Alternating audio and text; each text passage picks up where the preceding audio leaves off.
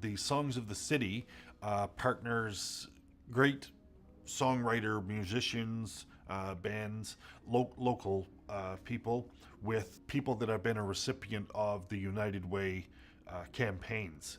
And I was partnered up with Tim Walker last year. Met up with him for an interview of about an hour and a half one day at his woodworking shop, and we talked about his life and what happened to him and how he's overcome what he's dealing with.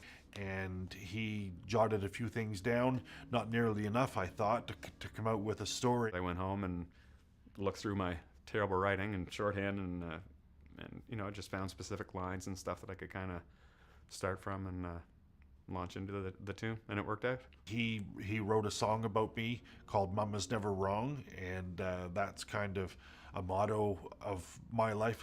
Everyone, I guess, should have listened to their mother a little more. One of my earliest memories is one of life's lessons that I've learned to live by. My dad had drowned when I was a baby, and so Mom and I lived on our own. When the spring that I was 4, we lived on a side hill, so when the snow melted in the springtime, the water would run down and into our basement. So Mom and I was out trying to trench the water away from our house. And, you know, like, let's be realistic, I was 4, so I was probably getting more underfoot than being helpful. But at any rate, I ended up getting my boot stuck in the mud. I lost my balance. My foot comes out of my boot, and I put my sock down in the muddy water.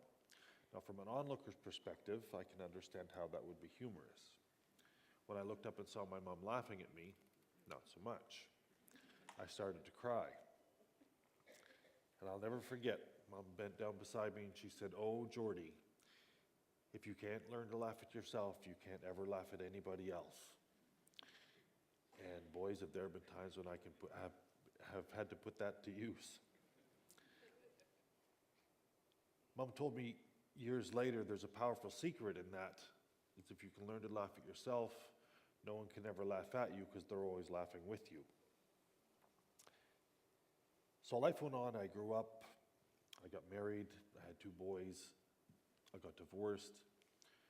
Went through a few different relationships. And I turned 34. I remember saying to Mom that summer, "Mom, I finally feel like I'm an adult now. You know, I feel like I finally feel like I'm finally a man." Things were going, they were going fine. Mom and I had bought a special care home. I had been working for myself doing renovations, which is what I had done for most of my life. I had finally branched out on my own. Things were going fine. My customer base was growing. I had bought a welder. I had a plow on the front of my truck. Things were right on track. And then one night, I got to fulfill a lifelong dream. I got to go coon hunting with a coon hound, with the guy that lived next door, Gerald Logan. And you hunt raccoons at night, so I didn't realize what kind of tree I was climbing. I climbed up a tree, a branch broke off under my foot. And I landed on my back, and I broke the spinous processes off of C5, 6, and 7. I also cracked the back of my skull. I went from determinedly independent to totally dependent in the blink of an eye. I woke up 4 days later in the NICU in St. John, and my whole world had turned upside down. I couldn't move from my neck down. I couldn't look down to see what was wrong with my body. I didn't know if I had been shot, if I couldn't remember falling. Let me tell you, folks, that world is dark and dismal and oppressing and very scary. 3 weeks later, when they decided that I was going to live, they transferred me to the Stan Cassidy Rehab Center here in Fredericton. I was very lucky to be able to go there. I had been there for a little while when I met Haley Flero. She's the executive director for Ability New Brunswick. she'd come in every week or so and talk to me, and I didn't really want to hear it because I'm stubborn. Nobody ever said I wasn't. And I knew what my future was going to be. It was pretty dark. It was pretty hopeless. There wasn't much point. Things were what they were. I knew what my abilities were, and they weren't much. But anyway, Haley would come in and she'd bang on about there's a fund for this, and there's a program for that, and there's the vehicle retrofit program. The vehicle retrofit program, lady, I'm a quadriplegic. They don't let people like me drive. I can barely wheel my wheelchair down the hall in a straight line without banging into somebody or the wall. But anyway, after recovering some, and Haley coming in over, I guess she's more stubborn than I am because I did finally begin to see the light. Things aren't all that hopeless. It's all perspective, as my wife is tired of hearing me say.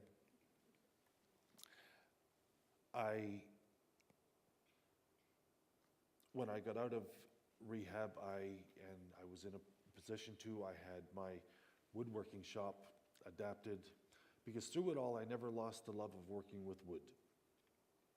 I had my woodworking shop adapted, and you might think that a woodworking shop and a quadriplegic isn't a real good mix, but you'd be surprised what you can do with some stubbornness or determination, some Velcro straps, and other few adaptations. I've only cut the end off of one finger, but that didn't really matter because I don't have any sensation in that side of my hand anyway.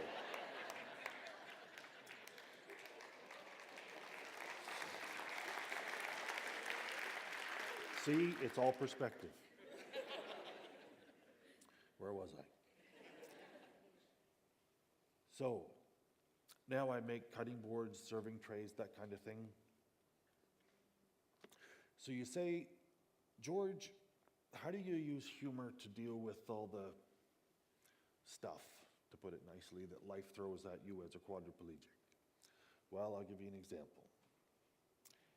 In my ongoing search for independence, I don't always think things all the way through.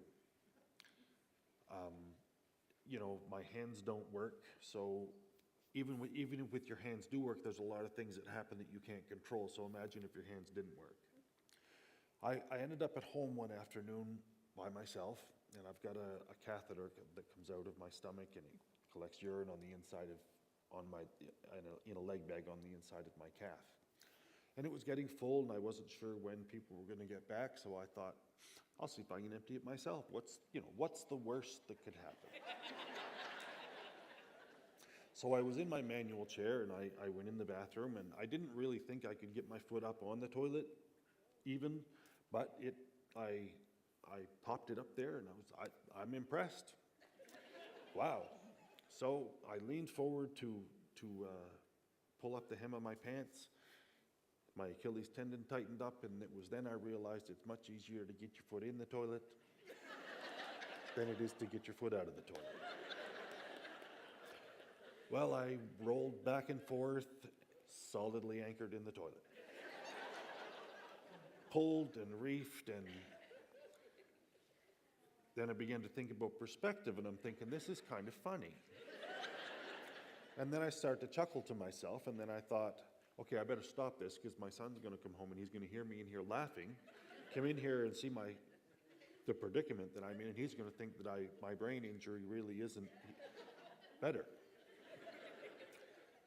So 45 minutes goes by, and I finally did manage to get my foot out. I wheeled out to the table, and I have limited upper body strength as it is, so after 45 minutes of fighting with the toilet, I was pretty tired. So I laid my head down on the table, put my brakes on, and Daniel walks in the door. I'm thinking, your timing really sucks. So when Haley first approached me about taking part in Songs of the City, I don't know whether it's because I'm just a good old country boy, or whether it's because I had just watched the movie Deliverance, but this is the piece of music that popped into my head.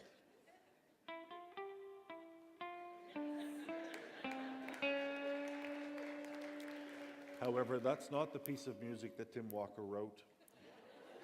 This one is much more about me and who I am. Enjoy.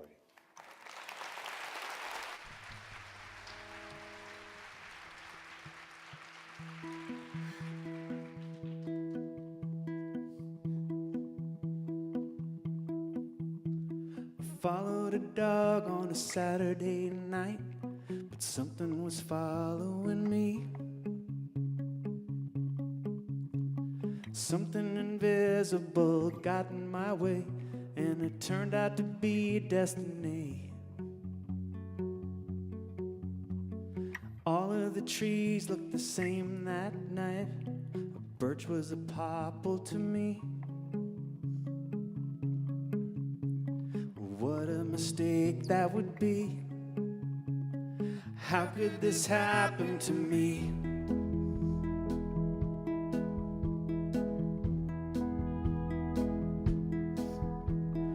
I woke up on Wednesday and said to myself, who put the wheels on my throne? I am still king of my world, I know, but my body has been overthrown. But I don't need pity, I don't need you to stare. All I need is a reason, but there ain't one here. But Mama said to laugh at yourself, and Mama's never wrong. So I will find the humor in here and laugh until the tears are gone. Well, I was a carpenter destined to build, and I am a carpenter still. And I'm just as stubborn as I was before. There's probably strength in my will. So give me some time and a piece of wood, 'cause opportunity still knocks. And I've got the key to the lock. I don't need pity, I don't need you to stare. All I need is a reason, and I found one here. 'Cause Mama said to laugh at yourself, and Mama's never wrong. So I will find the humor in here and laugh until the tears are gone. 'Cause Mama said to laugh at yourself, and Mama's never wrong. So I will find the humor in here and laugh until the tears are gone.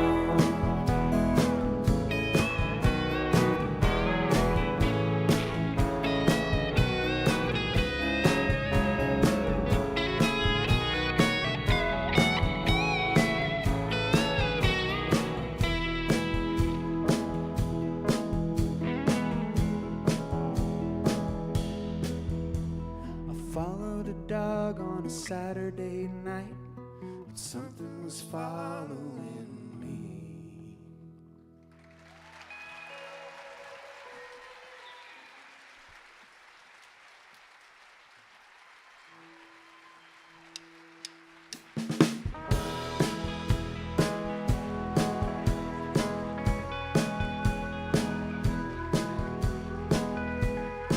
Wow, how about that? How about these storytellers, right?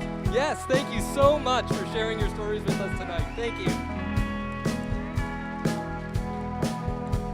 Just amazing, just amazing. Thank you so much. And these incredible musicians, thank you for sharing your gift with us tonight. What a treat. So it's such a beautiful evening and a beautiful experience.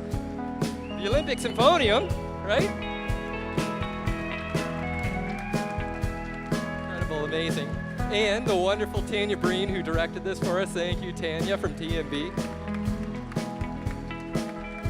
And a great shout out to our sponsors, ANBL, Enbridge Gas New Brunswick, to Theatre New Brunswick and to Shivering Songs for helping us put this together. Thank you so much. And thank you to you for joining us here tonight to share in this celebration of community. it's a testament, I think, to when you hear these stories, to what happens when a community comes together to support its neighbors, its friends, its family, its peers, and it's possible because we live in the best city in the whole country, I'm guessing, right? Yeah, full of people who come together to help out when the need's there. So thank you to you, and have a wonderful evening. Enjoy Shivering Songs. Good night. Thanks.